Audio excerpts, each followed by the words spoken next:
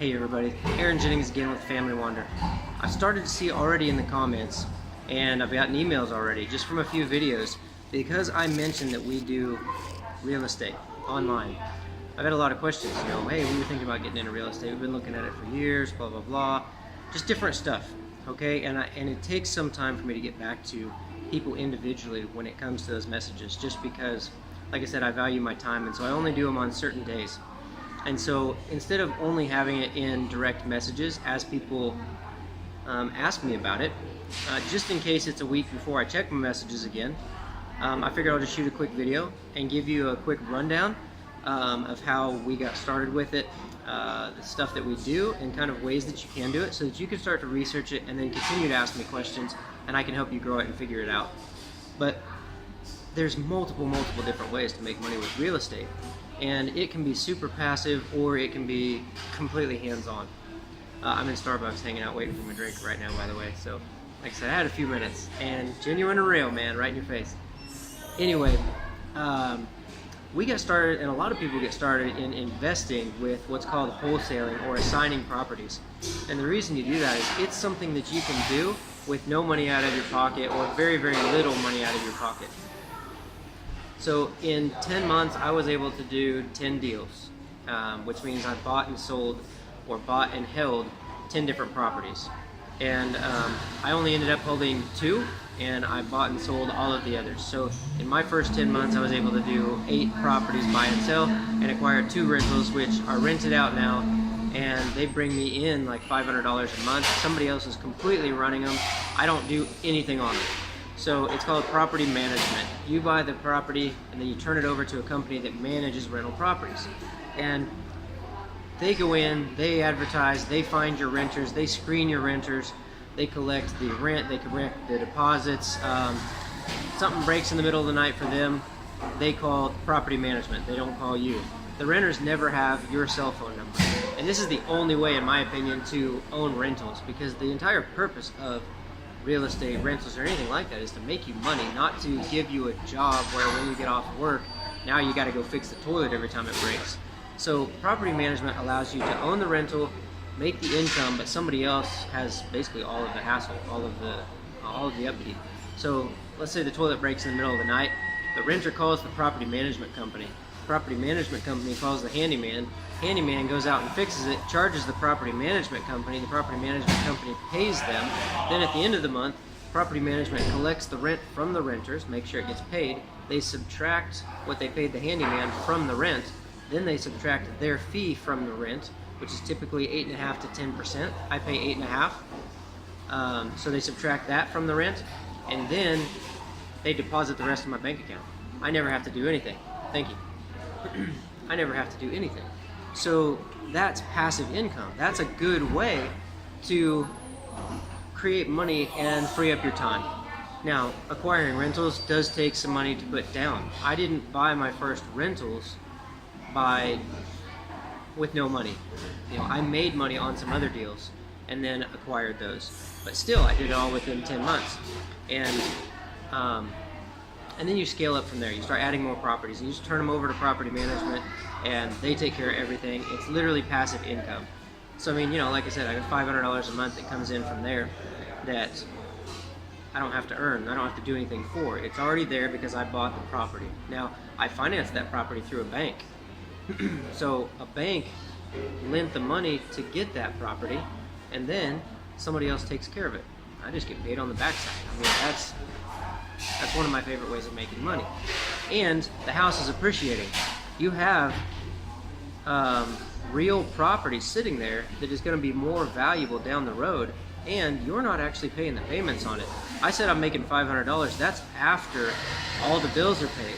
So I have 2 rentals, and they're both rented out. They're paying the rent payment, they're paying the mortgage payment for me to own the property, and they're paying property management. They're paying to fix things up. They're paying my taxes. They're paying the insurance on the house, and then I get $500 a month put into my account. So the renters are paying for me to own those houses. Those 2 houses I bought and dedicated for my kids if they decided they wanted to go to college. This is a life hack, is what they call it. Buy 2 properties, turn around, rent them out, They're on 15-year notes. Ava is 4 years old, and Arbor is 2 years old today at the time I filmed this video, August 5th, 2018, I think. August 5th in China, it might still be the 4th there. But we're going to hold those properties because Ava's 4 years old. 15 years from now, those properties will be paid off by renters, not by me. And I'll make $500 a month for the entire time. And then when she graduates college, if she goes to college, I can sell that house and pay for her college. So I made $500 a month the entire 15 years I owned them, and then turn around, boom, my college fund. So I mean, that's one way to essentially take care of a couple things at one time. You get passive income during the whole time you own them, and then you get appreciation. You sell them down the road, you pay for college or whatever you need to. Or you just hold on to them. They just keep making you money. When you get time to retire and Social Security's not there, you still have your properties. You can either sell them or just continue to have that monthly income coming in. So that's a big one. I'm sure you've heard of that one. Wholesaling and assignment is something a lot of people have never heard of. It was something I hadn't heard of. I grew up fixing houses, building houses, handyman, I did CAD design where I was designing projects, was a general contractor. I did a whole bunch of stuff. And I had never heard of wholesaling and assigning. Starbucks plug. I need to try and get them to give me some money, for a plug in there. You guys share this around, get lots of views. Maybe I get a passive income from Starbucks, just another idea. Anyway, back to real estate. Wholesaling and assignment. Wholesaling means you're going to buy a house super cheap, like at a deep discount. So say it's worth $100,000, you're going to buy it for $45,000 to $50,000. And then you find somebody that actually wants to fix up and flip houses or own rentals, where they're going to buy it from you, and they're going to put money into it to fix it up, update it, and then they're going to sell it for closer to that $100,000. So they're going to make a big chunk of change by doing more work. They buy it, they fix it up, they make a bigger return by selling it at retail. We get it under contract, buy it, and then sell it to somebody else for $5,000 to $10,000 without doing anything to it. So we make $5,000 to $10,000. Honestly, you could set that wholesale fee at whatever you want. But you buy the property, you close on it, you own it, and then you turn around and you sell it to somebody else. Now the entire goal is to have it sold before you close on it. So you get a house under contract for, let's say, $100,000 that's worth $200,000, and it needs $30,000 worth of work. You get it under contract to buy. Instantly when you get it under contract, you now hold a,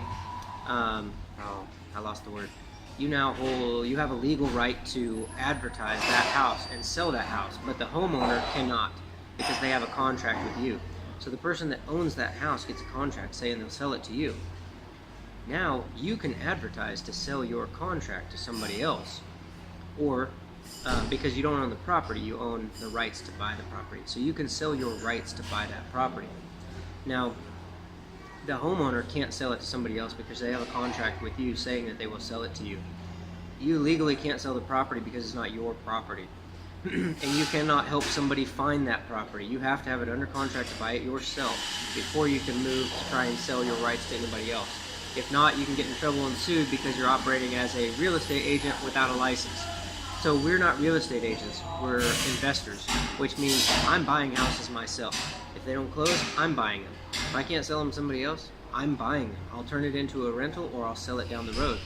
But you're not connecting people and just pulling profits out the way a real estate agent does. It's illegal without your license. Stay away from it. Make sure you fully understand this.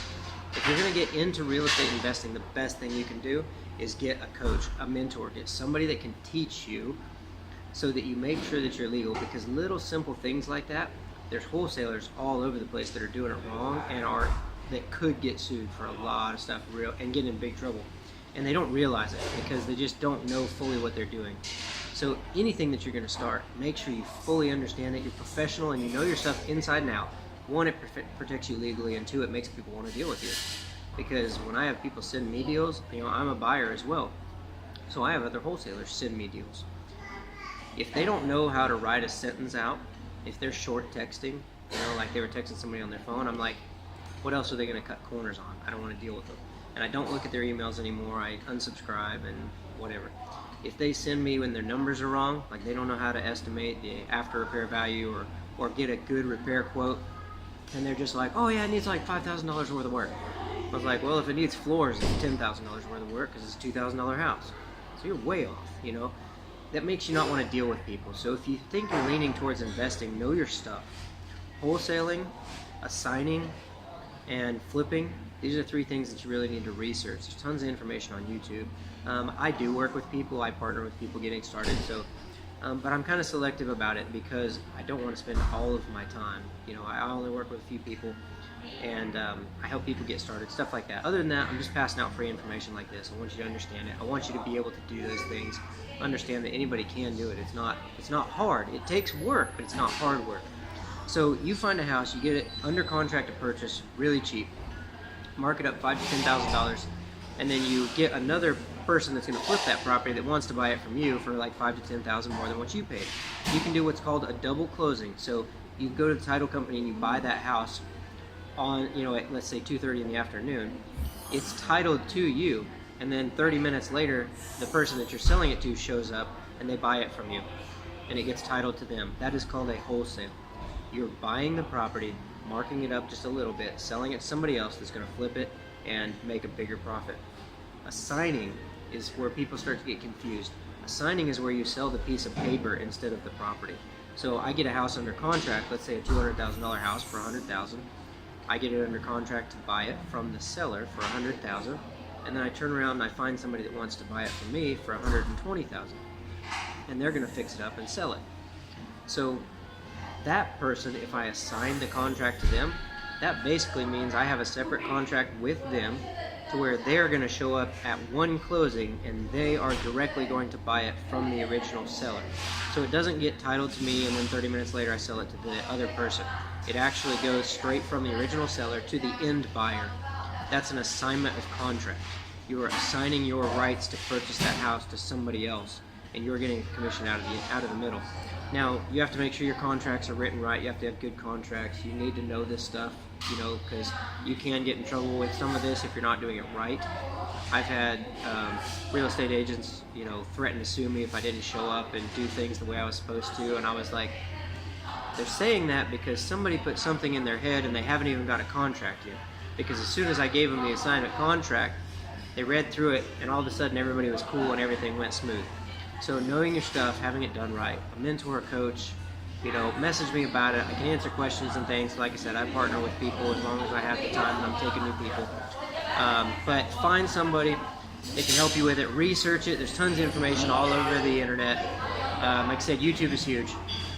But shoot me your message if you have other questions. Flipping is pretty cut and dry. Find something cheap.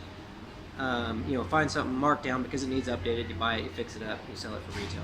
That's how you make your money. That's 3 different ways to make money flipping houses in real estate, and then a passive way by holding rentals. So that's a real quick rundown. I know it was quick. I got my drink now. It's melting on the table, and the kids are waking up for the nap just any time. It's Arver's birthday, so I wanted to add some value to you guys today. I wanted to spend some time with you, but at the same time, family's number one. So I'm gonna go spend some time with them. Send me your questions. Like I said, comments, questions, emails, familywonder@outlook. Post them. I can't wait to hear them. Talk to you guys soon.